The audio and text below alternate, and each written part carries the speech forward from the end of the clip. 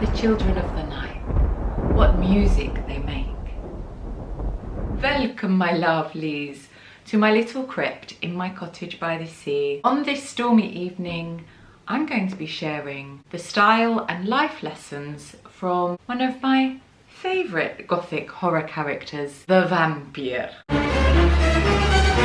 So pour yourself a glass of blood, or whatever poison delights your unbeating heart, and let us begin. Enigmatic, stylish, sexy, and many other describing words, the vampire can teach us quite a lot about how to be stylish and also how to live our lives in a stylish way. One must get through these style and life lessons before the sun comes up and one puffs into a cloud of smoke. So, number one is always overdress. One thing that a vampire never is underdressed.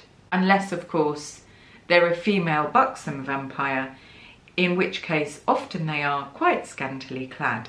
Bela Lugosi set the mould, really, when it came to vampiric style.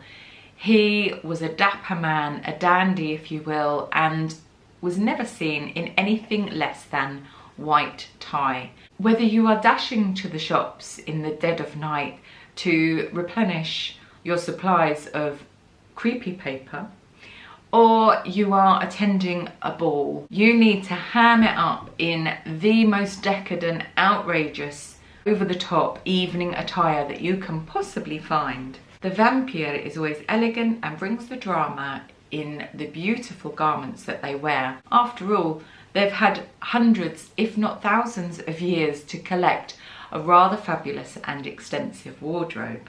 Invest in evening wear and wear it whatever the time of night, wherever you're going. Nobody can accuse you of being underdressed. The second style lesson, and indeed life lesson, that we can learn from the brilliance that is the vampire is to know that you are fabulous. It doesn't matter if you are wearing a lampshade on your head.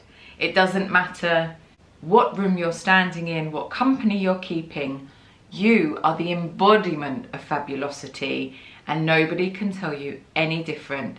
Even if they are trying to whack a stake through your heart, you are the most fabulous thing that has ever existed.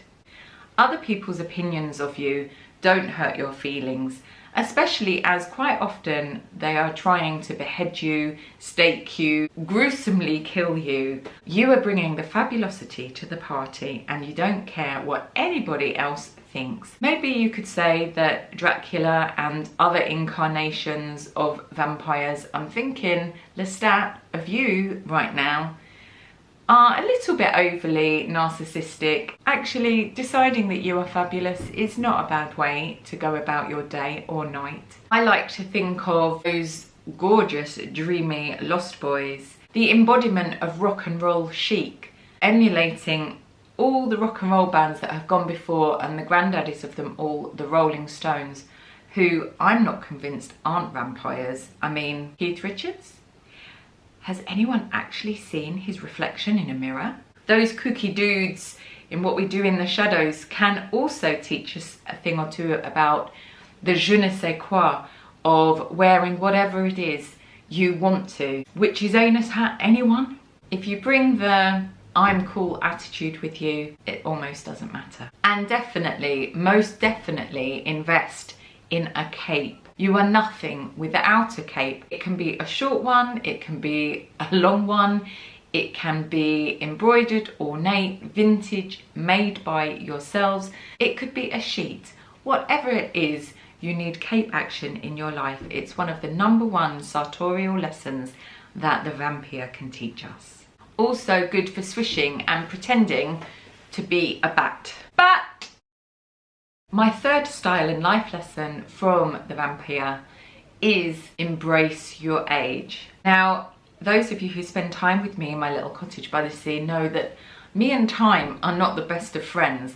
I don't really do timey-wimey stuff, and I now put that down to maybe being a vampire in a past life. When you are immortal, age just doesn't seem to be a particular concern, and actually, like the great Gary Oldman as Count Dracula, you can be whatever age, at whatever time you want. If you want to be an 800-year-old wizened near corpse, or you want to be a dashing dapper dandy, then the choice is yours. Age should be no inhibition to looking and being the person that you want to be. The vampire would not kowtow to the social, cultural gaslighting that happens, especially to us women, when it comes to being and looking a certain age. Ultimately, time is a construct. The vampire has had a lot of time to explore all sorts of sartorial ideas. Dress for every age you are and every age that you exist or don't exist in. My fourth style lesson and life lesson that the vampire has taught me is bring the sexy back. If you watch any vampire film from the 70s, you will know the buxom lady vampires that inhabit the vampiric world. Look at poor Lucy in Bram Stoker's Dracula, or indeed the Brides of Dracula. There's something about becoming a vampire that immediately takes you from Benny Hill to Dieter Von Teese, and I think that is a wonderful thing. I'm not necessarily advocating getting your cleavage out at every single opportunity. Just like embracing your age, embracing the sexy is a wonderful lesson that we can all learn. My fifth and final style lesson from the vampire is do it with conviction. Whatever it is that you are doing in your life, do it 120 gazillion%. There are no half measures with a vampire. Whatever it is the vampire is doing, they will do it with a sense of drama, elegance, and commitment. Whether you're buying your loo roll or crossing oceans of time, do it with utter conviction and give it your all. Thank you for joining me in my crypt by candlelight in my little cottage by the sea to discuss the style lessons that vampires can teach us.